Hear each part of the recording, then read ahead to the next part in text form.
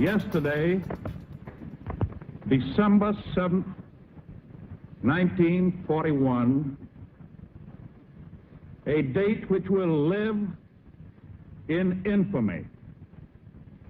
The United States of America was suddenly and deliberately attacked by naval and air forces of the Empire of Japan.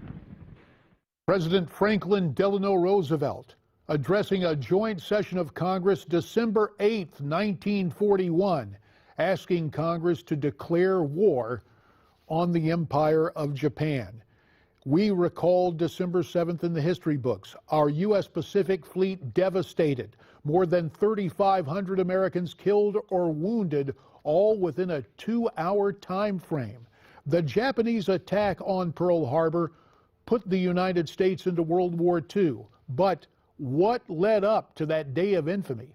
I recently spoke with author Steve Twomey, who wrote the book Countdown to Pearl Harbor, The 12 Days to the Attack, and asked what he did differently in telling the tale of an event that was the subject of 9 official investigations. I wanted to try to evoke the drama of the period just before the attack. I think a lot of the public knows the expression Pearl Harbor, but it's a kind of vague reference to what happened then. They know it's bad, they know it was treacherous, but they don't know how much information the U.S. had prior to the attack that something might happen. They don't know the characters of that period, who were really remarkable people, talented, well-meaning people who were trying to figure out what the Japanese were going to do. We are seeing some of the historical footage prior to the attack, and then, of course, what transpired. Those newsreel images haunt us still when we think about what transpired. And as a Pulitzer Prize-winning reporter, I'm just kind of curious, when you take your assignment to history instead of writing an article about current events, is there a challenge to that?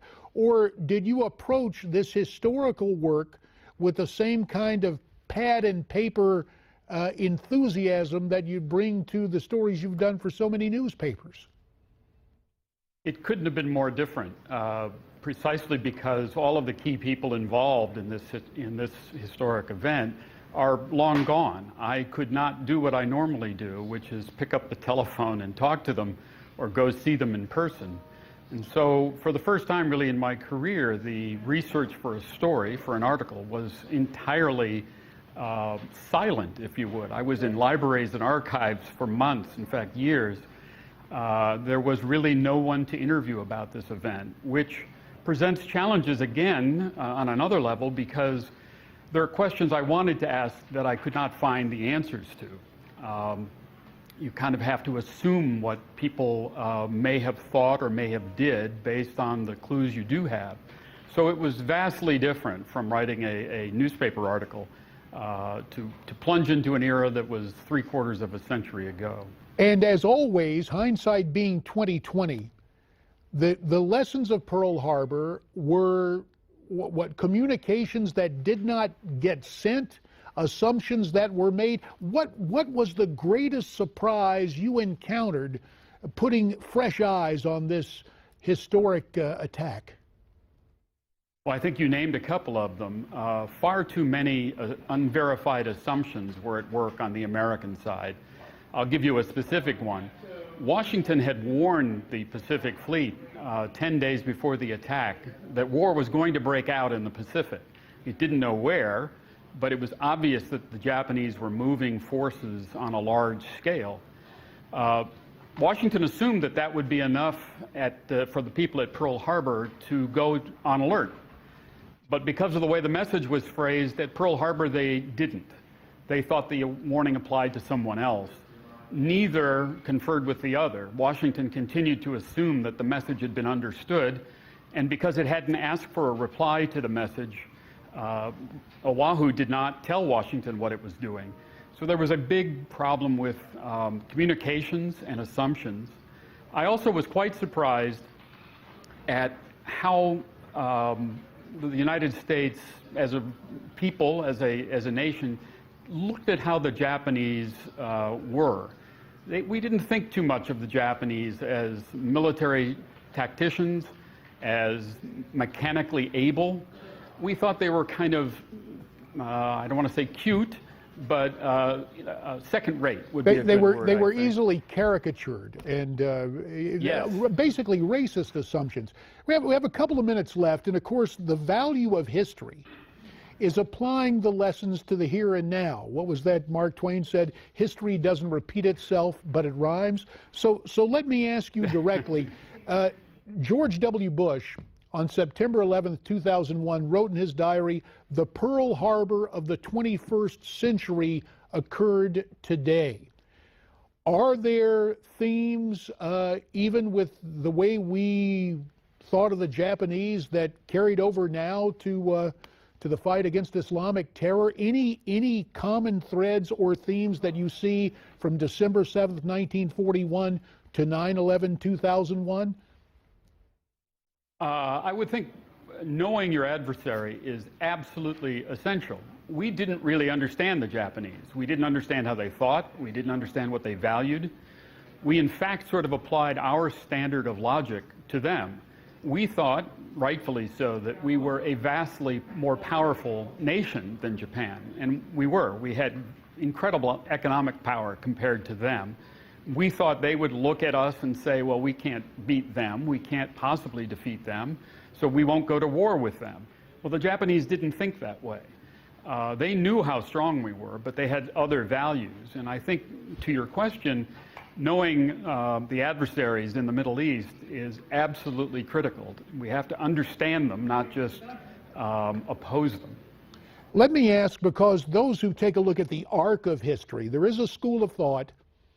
And while politically, Franklin Roosevelt, there were suspicions about us not heeding messages, people who take the long view say, well, wait a minute. When Theodore Roosevelt stepped in and won the Nobel Peace Prize, stopping the Russo-Japanese War, the Japanese learned the lesson of a quick and brutal strike and surprise. Did you see anything in the archives where the Japanese had taken the lessons of that war with Russia that they applied to us in the Pacific? Absolutely. And no one who had gone to the Naval Academy in the Navy of 1941 was unaware of what the Japanese had done to the Russians. That was a well and oft-told story. And in fact, a report was written in March of 1941 that pretty much said exactly what wound up happening.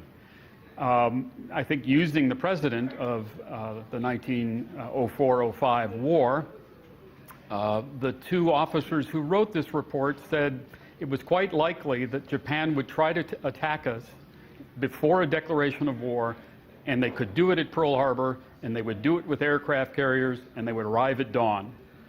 That report was circulated widely within the Navy, but coming back to the issue of our sort of condescension towards the Japanese, nobody really took it seriously. So the Japanese believed strongly in striking your opponent, as one of them put it, while he was sleeping. They sort of had different values about whether that was honorable or not. But we knew that they had those values. That's one thing we did know about them, and yet it didn't really make much difference on December 7th. Your book, for those who read it, what difference do you want it to make in their lives with their outlook and their understanding of history, Steve?